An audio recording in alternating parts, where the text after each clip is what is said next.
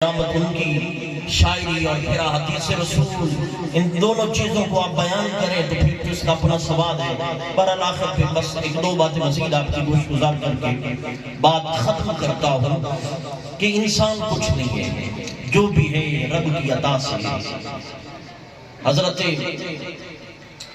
سلیمان پیغمبر کا زمانہ ہے تو آپ نے کہا وہ ملکہ بلقیس کا تخت پڑا ہے، دور دراز کوئی ہے جو اٹھائے گا؟ تو آپ کے خادم خاص آصف بن برقی انہوں نے کہا حضرت میں لاتا ہوں۔ پوچھا کتنی دیر لگاؤ گے؟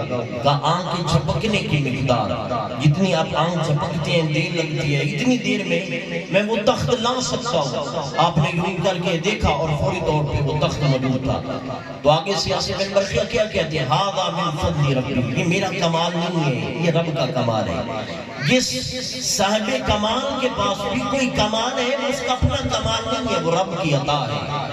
بلکہ آقا دو جہان نے یعنی عائشہ صدیقہ کو فرمایا، عائشہ جو میں محمد کے پاس ہے یہ رب کا فضل ہے، رب کی عطا ہے، رب کی رحمت ہے۔ سلطان ضیاء علیہ رحمت بھی کہتے ہیں میں کچھ نہیں، جو میرے پاس ہے یہ میرے رب کا فضل ہے، رب کی عطا ہے۔ اس کو آپ اپنے انداز میں بیان کرتے ہیں۔ آپ فرماتے ہیں نہ میں سیر، نہ پا چھٹاکی، نہ پوری سرسائی ہوں، نہ میں تولا نہ میں ماشا، گل رتیاں تے آئی ہوں، رتی ہوما من رتی تلا، او بھی پوری نائی ہوں، تول ونج پورا ہوسی باہو جد ہوسی فضل لائی ہوں۔ کہ اللہ کا فضل ہو تو پھر ہم کسی کھاتے کے ہیں، ورنہ نہیں۔ بس آخری ویسے میں کی بار یہ پہلے بھی بیان کر چکا ہوں کہ سلطان ضیاء کی جو شاعری ہے قرآن حدیث کا نچوڑ ہے۔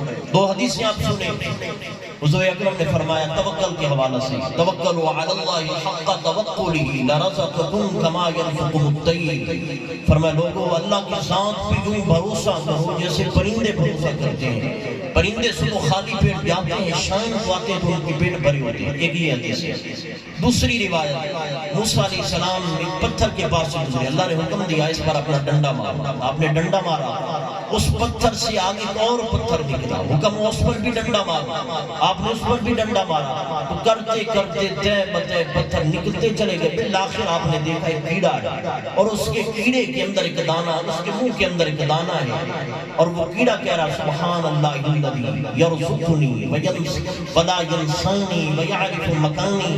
وہ کیڑا کہہ رہا ہے مولا تیرا شکر، میں پتھر کے اندر بند یہاں تو میرا گھر بھی پہچانتا ہے، مجھے کیا چاہیے وہ بھی مجھ تک پہنچاتا ہے۔ اب ان دو روایتوں کو آپ سامنے رکھیں اور سلطان ضیاء کے یہ بیت سنیں۔ آپ فرماتے ہیں دلیلہ چھوڑ وجود ہو ہوشیار فقیرہ ہو، بند توکل پنچھی اڑ دے پلے خرچ نظیرہ ہو، روزی روز اڑکھان ہمیشہ کر دے نہیں ذخیرہ ہو، مولا خرچ پچاوے باہو پتھراں وچ جو کیڑا ہو۔ یہ دو حدیثیں ان کو آپ سامنے رکھیں تو اس بیت کا آپ کے سامنے مفہوم واضح ہو جاتا ہے۔ تو یہ آپ کے ذوق کے حوالے سے بھی میں نے بات کی کہ آپ کا ذوق بھی پورا ہو جائے اور آقا دو جہاں کی حدیث بھی آپ تک پہنچ جائیں۔ اللہ پاک عمل کی توفیق عطا فرمائے اور ہمارے بھائی کی، ہمارے شہزاد احسن کی شادی اللہ پاک حقیقی معنوں میں شادی خانہ آبادی بنائے۔